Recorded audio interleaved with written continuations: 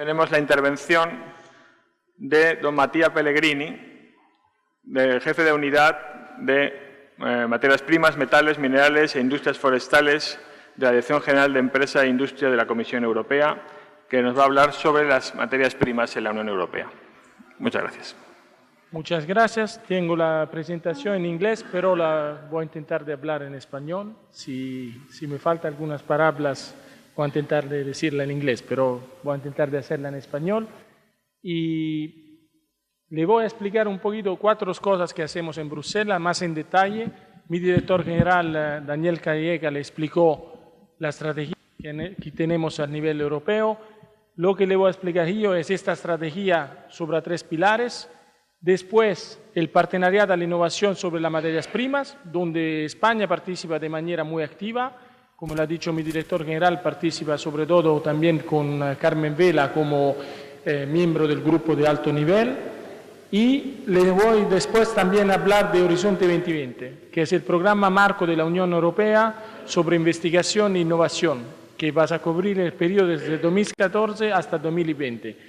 Y es un sector donde para estudiantes como vosotros vas a tener un montón de oportunidades. Si tienes ideas, vas a tener mucho dinero que la Unión Europea va a gastar en este sector, es claro, para ideas que van a producir innovación, sobre todo en el mercado laboral. Y la última cosa que le voy a hablar es esta lista de las materias primas críticas que se hace en Bruselas cada 3 años. Y mi director general le explicó en breve qué es esta lista. Yo le voy a explicar más en detalle cómo se hace esta lista y cómo la revisionamos cada 3 años. Ahora, en el mes de mayo, para la primera vez, después de la primera adopción, hemos hecho la primera revisión de estas listas. La iniciativa de materias primas, como lo expliqué mi director general, se empezó en 2008, se revisionó en 2011 y lo que es importante, porque me imagino que aquí hay estudiantes que son interesados a la extracción y estudiantes que son también interesados más a la parte de reciclaje y recuperación. Nuestra estrategia a nivel europeo se basa está fundada sobre 3 pilares y digo siempre, porque cuando estoy en Bruselas hay gente de uno de los pilares que me viene a ver en mi despacho y cada uno quiere decir es más importante la extracción, es más importante la recuperación, es más importante el diálogo con los países terceros. Al final los 3 son importantes. Por eso tenemos una estrategia sobre 3 pilares, porque Europa necesita muchas de estas materias primas. En este momento, con algunas excepciones, Europa es un país que tiene un nivel de importación muy elevado de estas materias primas y por eso nuestra estrategia se desarrolla sobre estos 3 pilares. El primero es el pilar internacional, que es cómo hacer diálogos con países terceros que son ricos en materias primas. El segundo pilar es cómo fomentar el desarrollo de las actividades extractivas en la Unión Europea.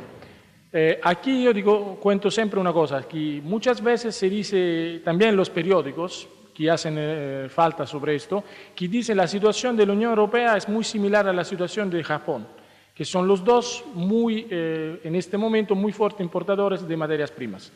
A nivel económico es verdad, pero hay una diferencia muy importante entre Japón y la Unión Europea, que Japón, con alguna excepción en las islas fuera de Japón, no tiene ninguna reserva geológica de materias primas.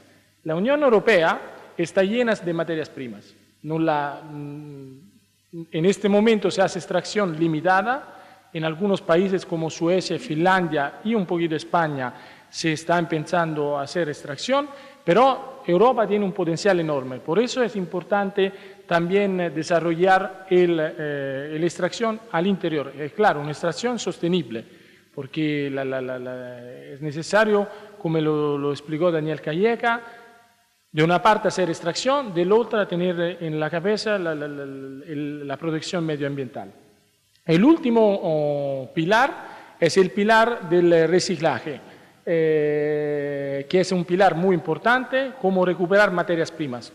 el ejemplo que ha dicho Daniel Callejas antes de un teléfono, de un smartphone, de un iPhone que tienes más materias primas, 50 materias primas en un iPhone, es un ejemplo muy bueno porque imagínate que para algunas de estas materias primas, como el oro, por ejemplo, hay más cantidad de oro en una tonelada de iPhone que en una tonelada de roca, ¿no? ¿Cómo se dice? Sí, de extracción.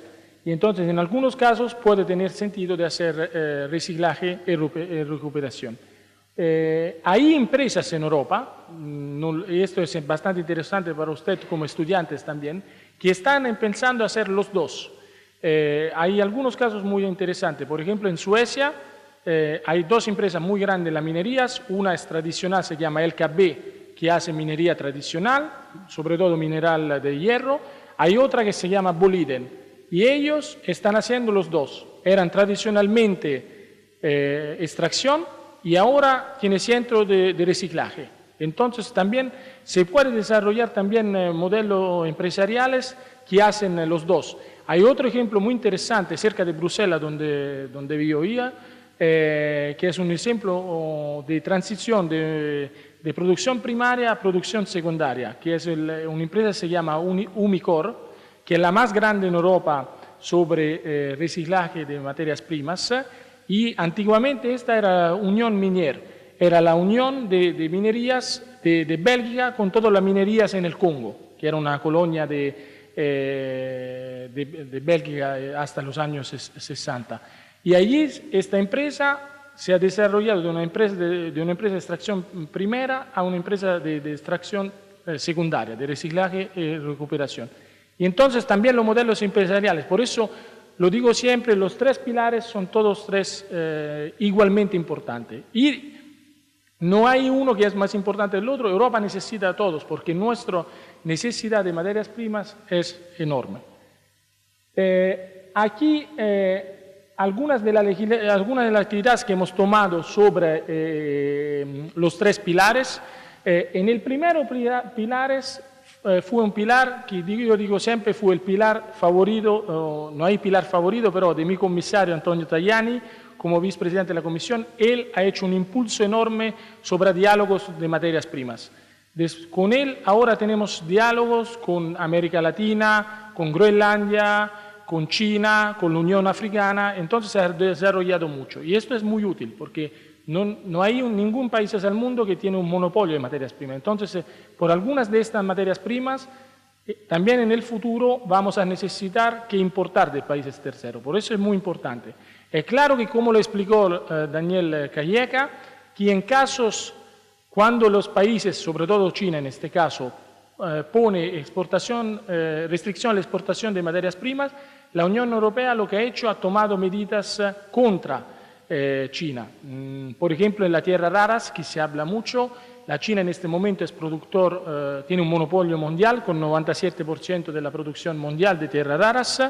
Allí la Unión Europea atacó a China en la Organización Mundial del Comercio para obligar a China a eliminar las restricciones a la exportación, y ganó este caso, como lo expliqué Daniel Callejas. Es claro que antes de todo se hace diplomacia, pero en los casos donde no se llega a un diálogo con los países terceros, la Unión Europea va a utilizar los instrumentos más jurídicos. En el segundo pilar, allí estamos trabajando. Fomentar la extracción en los países miembros es una competencia nacional. La decisión sobre si una mina se abre o no se abre, esta es una decisión nacional. Muchísimas veces no es una decisión nacional, es a nivel regional o local. Nosotros en Bruselas lo que estamos intentando de hacer, respetando la competencia nacional, estamos intentando de identificar buenas prácticas en los Estados miembros y también hacer un benchmarking, ¿cómo se puede decir? Una comparación entre los distintos países de la Unión Europea. Este análisis de buenas prácticas de comparación la vamos a presentar el 20 de junio en una conferencia de la presidencia griega, que es ahora, en 2 semanas en Atenas. Entonces, esto va a ser un momento bastante importante. Esta conferencia de Atenas va a ser un poquito como la conferencia de Madrid del 2010 que mencionó Carmen Vela en su discurso. Esta fue la primera grande conferencia en Madrid en 2010. Ahora con los griegos vamos a hacer algo similar. También en Grecia, me imagino vosotros como estudiantes en esta universidad lo sabéis, pero Grecia tiene también un potencial enorme de materias primas. Fundamentalmente Grecia tiene 2 potenciales, uno es el turismo y el otro es las materias primas, que puede desarrollar mucho. Y la última cosa sobre el segundo pilar es, que también lo sé que España está muy activa sobre esto, es que la Unión Europea este año va a lanzar una iniciativa que se llama KIC. A nosotros en Bruselas nos gustan todos estos acrónimos, ¿no? Que ninguno entiende, por eso yo lo eliminaría a todos, pero nuestra institución es muy bien para inventar acrónimos. KIC significa Knowledge and Innovation Community, que es una comunidad a nivel europeo de conocimiento e innovación. Allí se van a poner toda la universidad y la industria juntas en Europa para trabajar juntos sobre materias primas. Y la decisión sobre el ganador de esta convocatoria se va a tomar este año. La convocatoria está abierta, se lanzó la convocatoria el 14 de febrero, que no es solo el día de San Valentino, pero es también el día que se lanzó la convocatoria sobre la KIC, y se termina el 14 de septiembre. El último pilar, que es el reciclaje y la recuperación, allí lo que estamos haciendo son muchas actividades. Le voy a mencionar 2. La primera es que el 1 de julio de ahora, entonces hay muchas actividades que están en curso ahora, se va a adoptar la nueva legislación europea a nivel de target sobre el reciclaje. Como lo sabe, los targets sobre los reciclajes se toman en Bruselas, son directivas europeas. Ahora hay una revisión de la directiva marco y además de las directivas sectoriales, que son las directivas que te dicen cuánto de, por ejemplo, aluminio, cuánto de vidrio es necesario recuperar a nivel, con un objetivo a nivel europeo. Esta revisión se va a hacer ahora el 1 de julio. La segunda cosa donde estamos trabajando es cómo reforzar esta legislación sobre el transporte de waste, no se puede decir basuras, ¿no? Residuos, como los transportes de residuos fuera de la Unión Europea. Porque allí tenemos un problema que mucho de lo que explicó mi director general de estos equipamiento eléctrico electrónicos se van fuera de Europa. Tenemos algunos sitios, como le expliqué a usted, de este sitio cerca de Bruselas, donde se puede hacer, y yo estuve el año pasado con toda mi unidad para verlo, este sitio, se puede hacer recuperación de esto, pero la mayoría se va o en China o en Ghana, en África. Estos se han desarrollado como 2 centros mundial y es claro, se van allí porque no es que tienen mejor tecnología, es que lo hacen todo manual. No lo sé si nunca he visto el reportaje sobre esto, lo hacen todo manual con aceros, ¿no? ¿Cómo se dice? Sí, con aceros y niños además. Entonces lo que pasa muchísimas veces es que hay un montón de niños que mueren para eso, en África y también en China, en algunas partes de China. Allí normalmente la legislación europea dice que un aparato eléctrico electrónico puede salir de la Unión Europea solo si pasa en un sitio donde la normativa medioambiental es similar a la normativa medioambiental europea. Es el artículo 49 para la gente técnica de esta directiva sobre el transporte de residuos. ¿Qué es el problema? Es que el control en las fronteras de Europa no funciona. Y entonces ahora estamos intentando ver si podría ser interesante de desarrollar un sistema de certificación de las instalaciones. Esto podría ayudar a ver, porque es claro, la Unión Europea es para el libre comercio y no hay problema si esta recuperación se hace fuera de Europa, pero hay un problema cuando esta recuperación se hace fuera de Europa, en condiciones medioambientales y también de tutela de la salud humana, que no tiene ninguna comparación con la Unión Europea. El Partenariado a la Innovación de Materias Primas se adoptó en 2012,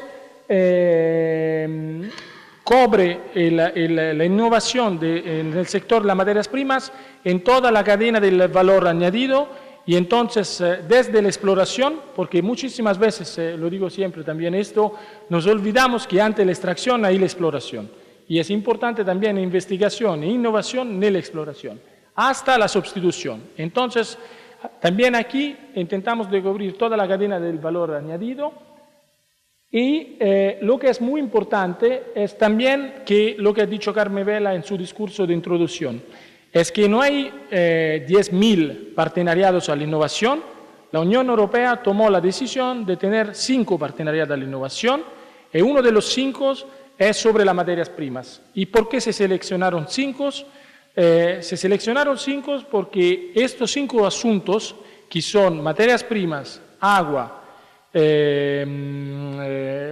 ciudades inteligentes, agricultura y edging, ¿cómo se dice?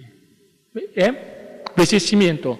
Y envejecimiento son 5 sectores donde la Unión Europea piensa que el futuro de nuestra economía y de nuestra sociedad va a depender. Entonces se llaman Societal Challenges por eso, no son desafíos solo para industria, son desafíos para la sociedad europea en general. Entonces, lo digo siempre a los amigos de las materias primas, que están privilegiados, porque si Europa ha tomado 5 partenariados de innovación y uno de los 5 es materias primas, esto es muy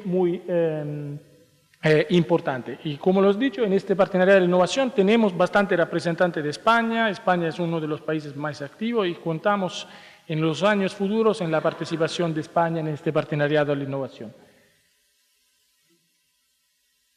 Esta es la estructura del partenariado de la innovación, que le voy a explicar muy rápido. Hay un grupo de alto nivel, donde, como lo expliqué Daniel Calleca, hay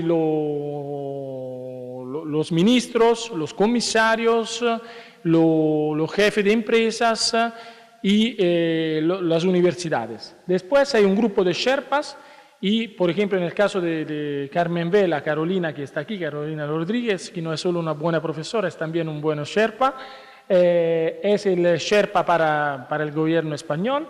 Y después tenemos 5 grupos operacionales, lo que llamamos siempre con nuestros acrónimos en Bruselas, Working Packages. Tenemos 1, 2, 3, 4 y 5. Los primeros 2 trabajan sobre tecnología. El primero trabaja sobre tecnología de exploración hasta reciclaje. El segundo trabaja solo sobre tecnología para sustitución de materias primas. Los grupos 3 y 4 trabajan sobre la legislación. Uno sobre la legislación para extracción y el otro sobre la legislación para reciclaje, y el grupo 5 trabaja sobre cooperación internacional. Entonces esta es la estructura, y fue este grupo que, trabajando juntos los 5 grupos operativos con el grupo de los Sherpas y el grupo de alto nivel, que han adoptado este documento que se llama Strategic Implementation Plan, que es un plan de implementación estratégico que está en nuestro sitio web. Si le interesa las materias primas, es un plan que está redaccionado para los mejores expertos en Europa, que dice cuáles son las oportunidades en Europa. Aquí no le voy a explicar más. Como lo ha dicho Daniel Calleca, el objetivo fundamental por qué se desarrollan las materias primas es porque Europa, lo que ha pasado en los años pasados, es que Europa se ha desindustrializado. La importancia de industria en el producto interno, ¿no? Se puede decir, en el producto interno ha disminuido mucho, pero ahora Europa tiene ese objetivo de tener que la industria va a contar como el 20% del producto interno. Entonces, imagínate que ahora estamos a algo como el 15.2%. El único país que tiene más que el 20% se llama Alemania, que es el único país que tiene en este momento una economía que está creciendo. Esto te vas a explicar por qué es importante. Y esto fue un poquito también una visión que también a nivel europeo se tomó, que era una visión que ahora la realidad está mostrando que no fue una buena visión. La idea que se podía desarrollar una economía a nivel europeo solo con servicios. Y esto no es posible, sobre todo porque mucha gente se olvida, es claro, yo trabajo para la Dirección General Empresa e Industria, entonces defiendo siempre la industria, pero mucha gente se olvida que el 50% de los servicios en Europa son los servicios a la industria. Entonces, si desaparece la industria, desaparece también la mitad del mercado de servicios.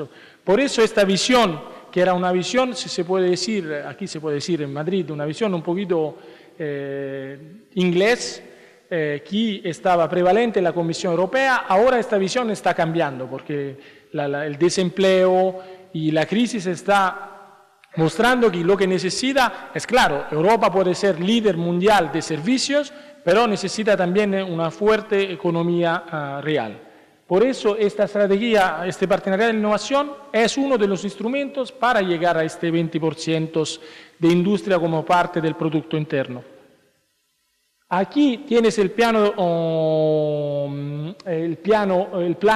de implementación estratégica del partenariado de la innovación. Es un documento muy largo, es el documento que le expliqué que está en nuestro sitio web. No le voy a explicar ahora el documento. La cosa es importante es que es un documento que cubre todos los pilares, el pilar tecnológico, el pilar legislativo, lo que hemos llamado non-technology, y el pilar de cooperación internacional. Y le vamos a enviar el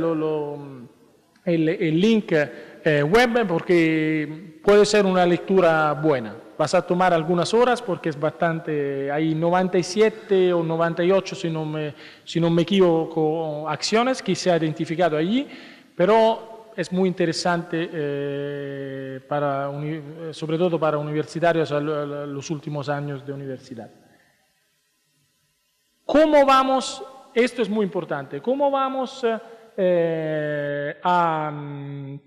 a implementar estas ideas del partenariado de la innovación de materias primas? Antes que le explico este gráfico, me he olvidado de decir que nosotros en Europa somos especialistas de acrónimos y además de gráficos incomprensibles. Y me ha tomado a mí algunas horas antes de aprender este gráfico, pero ahora lo puedo explicar.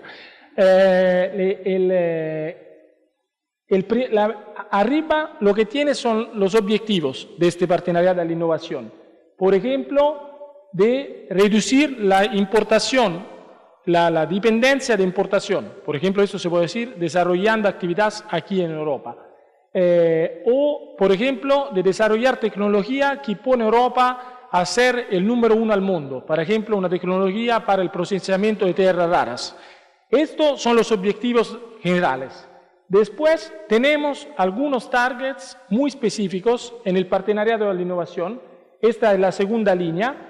Y, por ejemplo, le voy a mencionar dos objetivos estratégicos o targets. Uno es de desarrollar de aquí a 2020 en Europa 10 proyectos pilotos en el sector de las materias primas que pueden cubrir todos los sectores. No importa si es exploración, si es extracción, si es reciclaje o sustitución. Vamos a ver lo que es más importante, más bien desarrollado a nivel de innovación.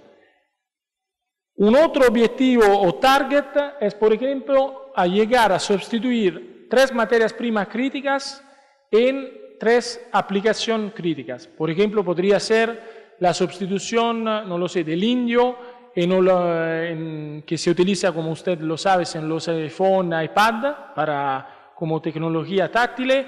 Llegar a ver si se puede sustituir el indio. O, por ejemplo, ver si en los magnets, no lo sé cómo se hace magnets, ¿cómo se dice? Imanes. Si en los imanes se puede sustituir las tierras raras, por ejemplo. Esto es otro ejemplo, pero hay muchos ejemplos. Aquí estoy solo, no tenemos un objetivo específico. Otra vez, se hacen convocatorias y los proyectos más interesantes van a ser los proyectos que se van a financiar. Y todo esto, todos estos objetivos y todos estos targets, ¿cómo lo vamos a financiar? Porque esta es la pregunta, porque al final para hacer todo esto, lo que necesita es mucho dinero que se va en innovación e en investigación. Y allí es la línea más abajo que tienes todos los instrumentos. Un instrumento que le voy a explicar es el nuevo programa Marco para investigación e innovación, que se llama Horizonte 2020. Un otro instrumento muy importante, y esto no se utiliza mucho, y esta es una invitación también a España a utilizarlo más, son los fondos estructurales, todos los fondos para regiones. Estos son, el dinero es un dinero comunitario, pero la implementación está hecha en las regiones. Y ahí es importante que en los planos regionales que se desarrollan materias primas va a ser un asunto muy importante. Yo digo siempre, porque mucha gente para empujar esta iniciativa de materias primas dice que el instrumento clave es Horizonte 2020. Es claro que es un instrumento muy importante porque por la primera vez tenemos materias primas identificadas como una de las áreas, pero imagínate que el presupuesto financiero de Horizonte 2020 en total es 70 mil millones de euros. El presupuesto financiero de los fondos estructurales, como no lo sé si lo sabe, son 325 mil millones de euros. Entonces, la dimensión de los fondos estructurales es que no se ha utilizado mucho para materias primas, pero allí nosotros estamos intentando trabajar con los Estados miembros, con las regiones, para explicarles la importancia. Y por eso, por ejemplo, en esta conferencia que le decía en Grecia, del 20 de junio, la tarde la hacemos juntas con el Comité de las Regiones y con algunas regiones para empezar a trabajar juntos sobre el financiamiento, para utilizar no solo Horizonte 2020, pero también los fondos estructurales. Y es claro, la tercera línea de financiamiento son los financiamientos nacionales. Para identificar buenas ideas, lo que hemos hecho lo que llamamos Call for Commitments, que es una convocatoria a nivel europeo, y España, como lo explicó mi director general y también Carmen Vela, fue el país que ha participado más en esta convocatoria, y también por el trabajo hecho para Carolina, que ha coordinado muy bien. No, de verdad, porque lo que pasa es, si lo ves, cuando hay un miembro muy activo, después este país es muy presente en estas cosas. Si el miembro no es muy activo, después tú ves que el país no es tan presente en esta actividad a nivel europeo. En esta convocatoria España, como lo he dicho, ha participado mucho. Ahora hemos seleccionado, le voy a explicar, 80 de estas ideas, y estas ideas ahora tienes una etiqueta que está reconocida por la Unión Europea y van a intentar de buscar presupuestos financieros con Horizonte 2020, con programas nacionales, con fondos estructurales, y entonces lo vas a ayudar, nosotros esperamos que le vas a ayudar en porque al final las buenas ideas necesitan también un presupuesto financiero para desarrollarse. Entonces esto es lo que se va a pasar ahora. Esto es lo que lo he explicado. Esta convocatoria se acabó el 7 de febrero y hemos seleccionado 80 de estos proyectos que ahora tienes una etiqueta de Raw Materials Commitments. Y esto esperamos que vas a hacer. Vamos a hacer otras convocatorias en 2015, 2017, 2019, y yo espero que en algunas de estas convocatorias, algunos de los estudiantes que están aquí, en 2 o 3 años estarán trabajando para algunas de estas empresas, que pueden participar en estas convocatorias.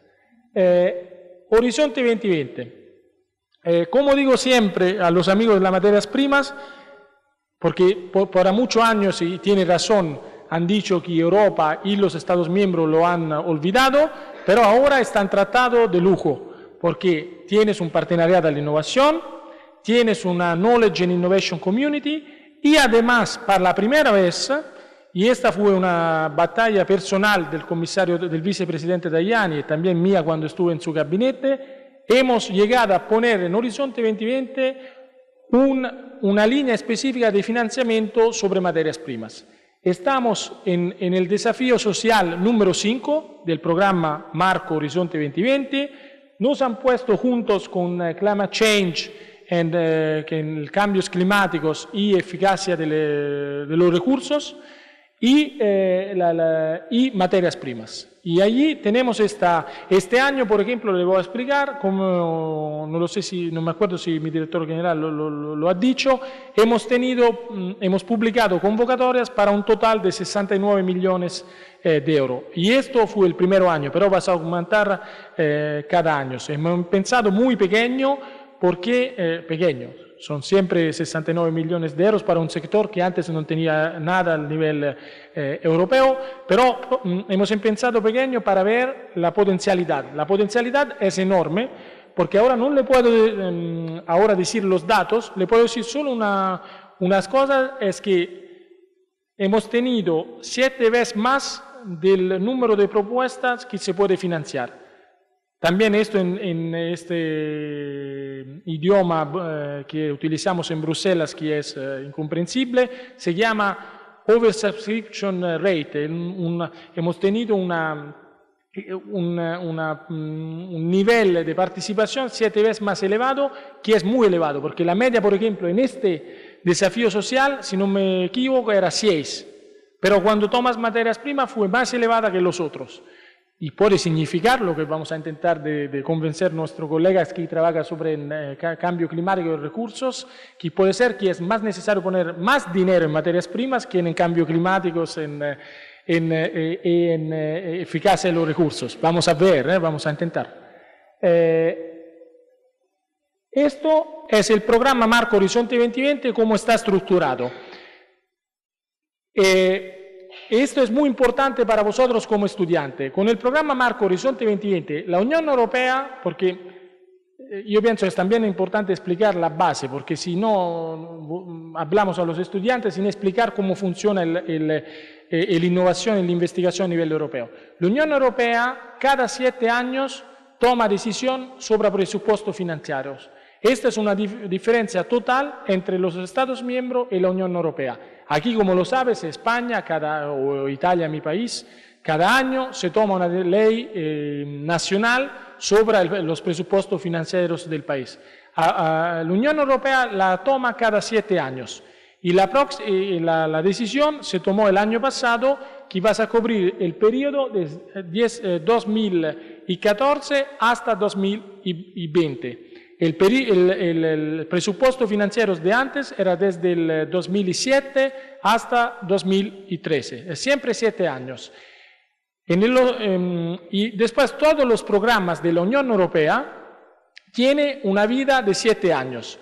Y entonces el programa sobre innovación e investigación, que se llama Horizonte 2020, para este periodo vas a tener un presupuesto financiero de más o menos 70.000 millones de euros, y que está dividido en 3 áreas. Un área más de investigación de base, un área más industrial y un área de desafíos sociales donde también hay materias primas. Esto es bastante interesante. Materias primas no está en el área de liderazgo industrial, está en el área de desafío social, que para mí es muy positivo, porque significa que materias primas son más importantes, no son solo importantes para la industria, son importantes para la sociedad en general. Esto es un reconocimiento muy importante. El cambio aquí es un cambio radical, porque antes, hasta el 7º programa Marco de investigación e innovación, la mayoría del dinero estaba en la área que se llama Excellent Science, la investigación de base. Ahora, si tú pones el pilar 2 y 3, que es el liderazgo industrial y el desafíos sociales, estos dos, más o menos, si hacen los cálculos, son 2/3 de todo el dinero de Horizonte 2020. Esto es muy importante porque significa que la prioridad a nivel europeo es sobre innovación, no es sobre investigación. Lo digo siempre esto porque es un cambio radical. Ahora, como todos los cambios radicales, no se hace en un día, es necesario cambiar también la mentalidad de los expertos que hacen la selección y todo eso. Pero el cambio es radical, significa, se ha financiado mucho a nivel europeo proyectos que al final es un libro muy bonito, que los funcionarios de la Comisión Europea se lo leen y se lo ponen en el despacho. Yo no pienso que esta es innovación e investigación. Lo que es innovación e investigación es lo que vas a cambiar el mercado. Son ideas que llegan al mercado y tienen un impacto sobre el empleo en el sector. Entonces, esto es un cambio radical. Aquí se va a actuar, pero la Comisión Europea está convencida de cambiar este sistema de investigación e innovación.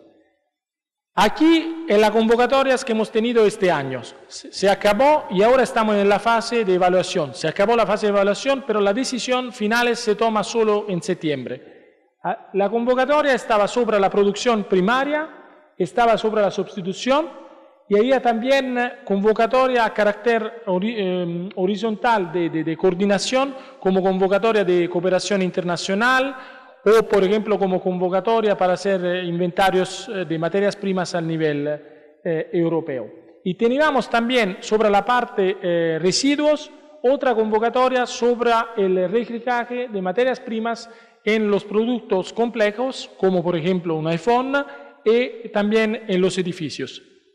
Todas estas convocatorias se lanzaron el 11 de diciembre del año pasado, se cerraron, si me acuerdo bien, el 8 de abril de este año, se ha hecho la evaluación y ahora se está finalizando la decisión que se tomará en septiembre. La última cosa que le voy a hablar es las materias primas críticas, cómo se hace esta lista a nivel europeo. Mi director general habló de la lista, yo lo que le voy a explicar un poquito es más cómo lo hemos hecho esta lista, cómo lo hemos calculado. Aquí es cómo lo hemos calculado la lista. Hemos utilizado dos criterios fundamentales en el axis, ¿cómo se dice? Eje. En el eje horizontal hemos puesto la importancia económica y en el eje vertical el riesgo de suministro. La importancia económica, como lo hemos calculado, es la dependencia de un sector de estas materias primas. Entonces, cada materia prima tenía una conexión con un sector industrial, que lo hemos llamado subsectores o industriales. Y el riesgo de suministro se ha tomado calculando el nivel de dependencia de importación y sobre todo los países de donde llega estas materias primas. Por ejemplo, y los países se han clasado utilizando un índice que es un Global Governance Index. Es un índice desarrollado para la Banca Mundial que clasifica el sistema de gobernanza de los países. Por ejemplo, China lo tiene muy mal, Estados Unidos lo tiene muy bien, porque la gobernanza de las materias primas está hecha bien en Estados Unidos, claro, no está hecha tan bien en China. Y allí los países están clasados y lo hemos calculado con eso. Y después lo que hemos visto, como ha dicho mi director general, es la posibilidad, porque tú puedes tener un nivel de dependencia muy elevado, pero puede ser fácil para Europa reciclar o sustituir estas materias primas. En este caso no es crítica, porque si la puede reciclar o sustituir de una manera fácil, no es tan crítica. Por eso se ha aplicado estos subcriterios de la posibilidad de sustituir y reciclar, después que se ha mirado la concentración de estas materias primas. Las materias primas que se han clasificado como críticas son las materias primas que están en la parte derecha arriba del gráfico. Es claro, porque son materias que tienen una importancia económica muy elevada y un riesgo de suministro muy elevado también. Esta es la nueva lista que se adoptó hace algunas semanas. Las materias primas que están en la parte en blanco del gráfico, que son 20 materias primas, son las materias primas que se han clasificado como materias primas críticas. En total se empezó con una lista de 54 materias primas y se llegó a clasificar como materias primas críticas 20 de estas materias primas. Yo presidí todo este trabajo, por ejemplo, el profesor Rocco La Gioia, que vas a hablar después, era un miembro de este grupo que ha hecho estas listas. Es claro que la metodología se puede mejorar y los datos también. Pero fue un trabajo muy largo que duró 1 año y medio. Yo pienso que en el futuro es importante 2 cosas. Uno, trabajar mucho más, no solo con las federaciones que tenemos a nivel europeo, también con las federaciones que tienen los datos, porque allí hemos tenido algunos ejemplos donde no necesariamente los datos eran correctos. Y el segundo aspecto muy importante es que la metodología tiene algunos aspectos que se pueden mejorar, como he dicho, y allí vamos a trabajar a empezar de octubre de este año. Vamos a reactualizar este grupo sobre la criticalidad de materias primas y uno de los objetivos al principio de este grupo va a ser de trabajar sobre la metodología. Por eso esto es muy importante porque, lo digo siempre, es claro, como en todas las cosas no puede ser perfecta. Es un trabajo muy largo, es la primera revisión que hemos hecho. Le puedo decir que nos han llegado datos hasta el día antes de la publicación. Es claro que los datos cambiaban mucho. A veces es difícil tomar datos porque sobre materias primas no tenemos datos a nivel europeo. Tenemos la federación que lo puede dar, pero el único instituto que publica datos sobre materias primas es el Servicio Geológico de Estados Unidos, USGS. Y de verdad, no siempre los datos del Servicio Geológico de Estados Unidos son perfectos. Es el único que hace esto report anual sobre materias primas, pero de verdad hemos visto que algunas veces sobre algunas de estas materias primas los datos no son tan claros como, pero al final como Comisión Europea nosotros estamos obligados a consultar datos más o menos oficiales públicos de instituciones. Y hay también datos que a veces hemos intentado, todo esto es un report enorme que vas a buscar en nuestro sitio web. Lo que hemos hecho también a veces es de comparar los datos del United States Geological Survey con los datos de World Mining Data, que son datos que los austríacos, que son los mejores en Europa sobre la colección de datos sobre materias primas. Pero es claro que una de las cosas que yo aprendí haciendo este ejercicio es que lo que falta a Europa es un servicio de datos como lo tienen los Estados Unidos. Tenemos servicios geológicos al nivel nacional que intentan de hablarse, pero no tenemos datos agregados al nivel europeo. Esto es lo que pasa de estas materias primas. Si no lo ha leído, estoy muy contento de esto porque el viernes había un artículo también con esta mapa en El Mundo, un artículo entero de una página que hablaba de lo que está haciendo Europa y también hablaba de la geopolítica de materias primas. Ahí ves como algunos de estos materiales están concentrados en algunos países, en particular, como ves, están concentrados en China. Y está concentrada en China la producción, estamos diciendo aquí. Está concentrada en China, es claro, porque está rica de estas materias primas, pero tú puedes estar rico de materias primas y no la extrae. China ha hecho los dos, está rica y ha hecho extracción de materias primas. Y la ha hecho porque ha tomado y esto es una cosa que nunca se explica, y a mí me gusta siempre explicarla, que esto lo ha hecho porque ha tenido una clase política que ha puesto materias primas como prioridad nacionales. 2 ejemplos, Deng Xiaoping, que es muy conocido como premier histórico de China, una vez ha dicho, los árabes tienen el petróleo, nosotros tenemos las tierras raras. Lo ha dicho 20 años el desarrollo de los teléfonos móviles.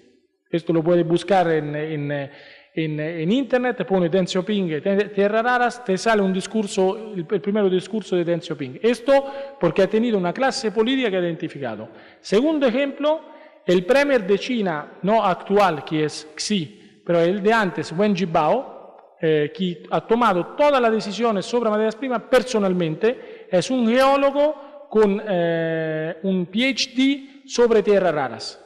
Esto es para explicarle, es como si aquí en España a nivel europeo todas las decisiones sobre materia prima las tomas el primer ministro o el presidente de la Comisión Europea. Por eso no es solo porque la geología fue muy buena con China, es claro, la geología ha estado muy generosa con China, pero al mismo tiempo han tenido una clase política que las ha ayudado a desarrollar este sector. Con esto se acaba mi presentación. Es claro, si tienes preguntas o clarificaciones, estoy a disposición durante el día. Gracias.